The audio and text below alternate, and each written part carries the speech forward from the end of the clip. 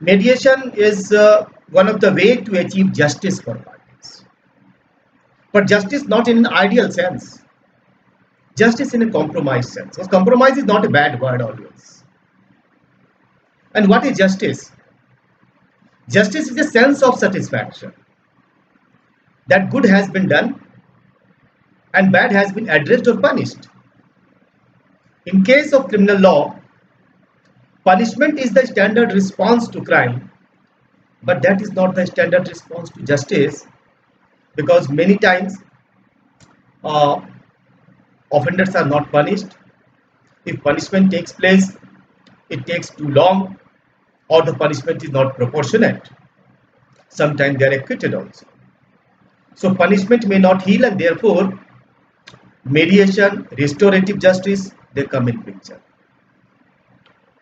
If we discuss in context of India, mediation which is in practice, uh, there can be maybe classified as two types. One is lawful mediation and other is unlawful mediation.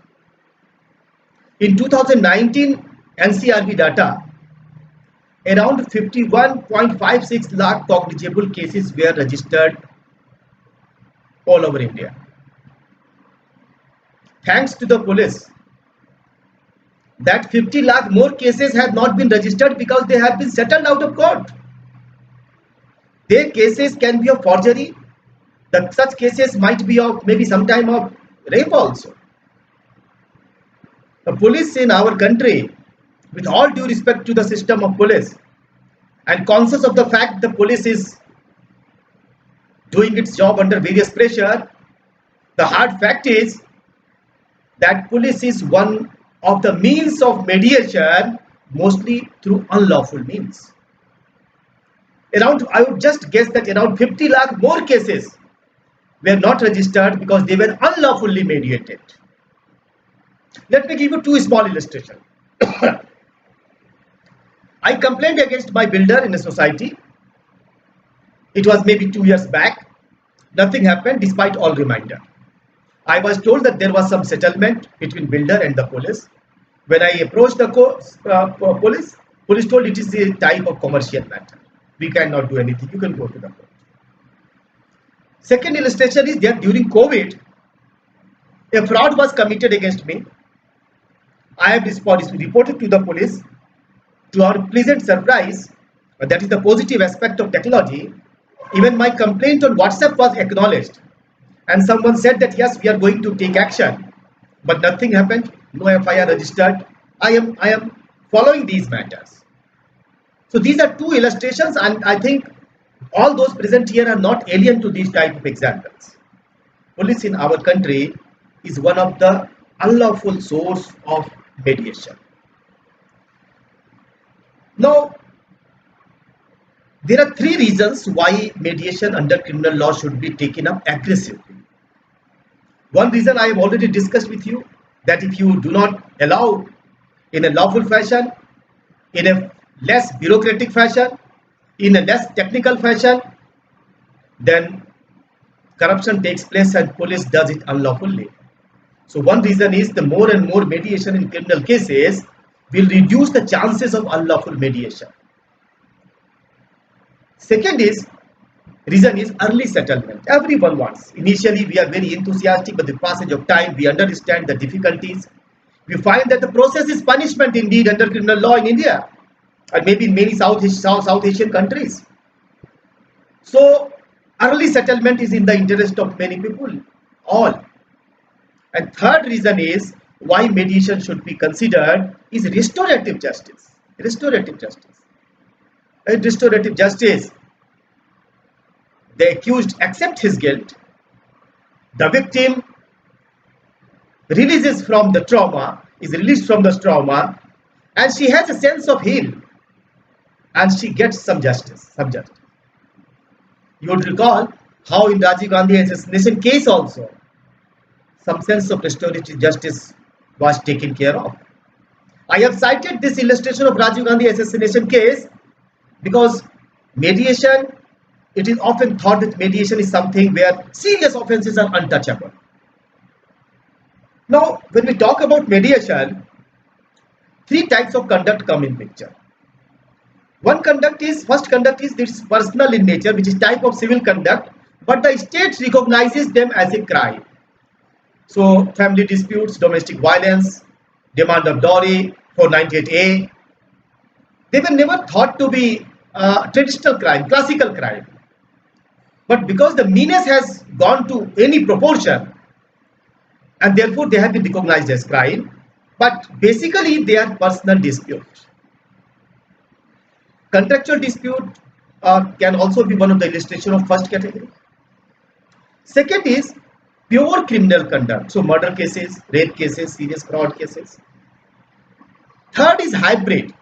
So first is of civil nature, second is pure criminal conduct, where the mediation is probably very, very difficult and should not be allowed, subject to certain exceptions. In first case, mediation should be on priority. In third case, that is a hybrid case. For example, living in relationship or friendly relationship, and then there are allegations of rape. Friendly relationship transaction, contractual transaction between friendly relationship, and then there are fraud and forgery. These are hybrid cases. In these cases also, maybe mediation should be encouraged.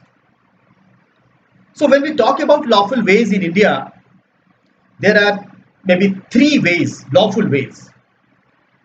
One is plea bargaining, and I hope it has been discussed thoroughly.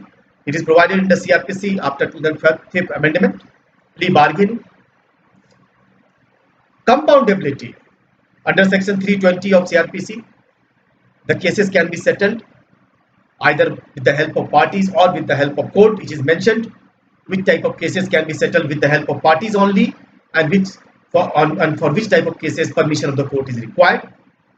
And third is non-compoundable offences, serious offences also, where quashing is one such mode and settlement takes place. That is provided under section 482 for the Supreme Court, for High Court, for High Court, sorry, for 42, and for Supreme Court it can be 142, 32 and others. So mediation in domestic disputes cases, it has become a norm in the Supreme Court indeed, where the offences under 498A or dowry offences are indeed settled and quashed. And that is a very good trend, I would suggest. Now there are judicial approach. Judiciary has taken note of these type of mediation. I will just cite one important case, that is Narinder Singh case, 2014, where Justice Sikri mentions that when we talk about mediation, there are not two parties but three parties. One is accused, other is victim, and third is society. So it is not just a matter between accused and victim. Society has an equal stake. So we cannot just say that okay, accused and victims agree to each other, what the state has to do. No, society has equal stake, and therefore even if both the parties agree, in many cases the mediation cannot be a way for justice. There are competing claims of deterrence and correctional purpose, and then these type of competing claims come in picture, especially in maybe domestic violence case, maybe in rape cases indeed. So Justice Sikri identifies that one important issue is the timing of settlement. In the case of Narinder Singh. So what is the time? If the case is still under investigation, or suppose charge sheet is submitted, or maybe charge is framed but evidence is in fancy, then in those cases mediation can be considered. So because the parties or victims may not be interested to depose, and therefore High Court should be little benevolent in exercising their power under non-compoundable offences.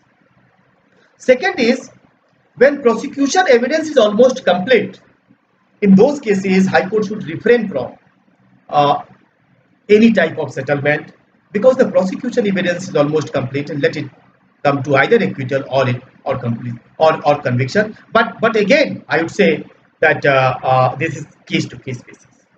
Second important aspect is, after this timing of mediation, second important aspect is nature of offence. What type of offence is it? Domestic maybe violence cases can be where the mediation can be considered. Small fraud cases can be considered, but can it be considered in the white collar crime cases? Suppose a big fraud of 100 crore rupees takes place, and there is a settlement between bank and accused. Will such type of cases good for settlement? No, not at all. Because society is a party. Secondly, in fraud and forgery cases, where the parties are habitual offenders or matter is of serious dimension, one may refer to Prabhavati by Ahir versus State of Gujarat 2017 cases. This is a three-judge bench led by Justice D.Y. Chandrachud.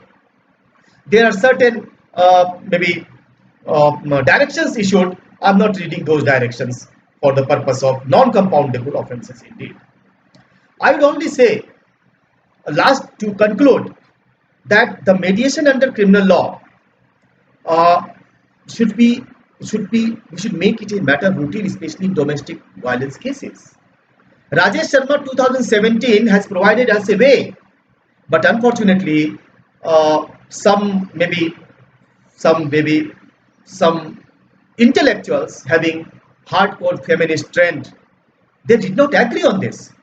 Rajesh Sharma, and then there was great hue and cry.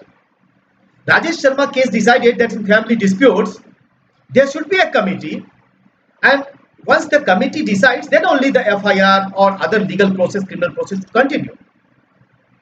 But ultimately, in the review petition, some of the directions of Rajesh Sharma have been diluted in the name that judicial legislation cannot be there through law, while the case is that Supreme Court has decided the such type of made the judicial legislation in many cases. I think Rajesh Sharma was one of the very good judgment, and Supreme Court as well as the intellectuals have not done justice so far as restorative justice is concerned, so far as mediation is concerned, so far as interest of society is concerned, because once a party goes inside jail, the chances of mediation reduces, and chances of vengeance comes out. Rajesh Sharma tried to reduce that aspect, but unfortunately, this was not done. I suggest that the parliament should come in and do something in the line of Rajesh Sharma. Thank you very much. I will welcome any comment, any question, any agreement, disagreement. Thank you again.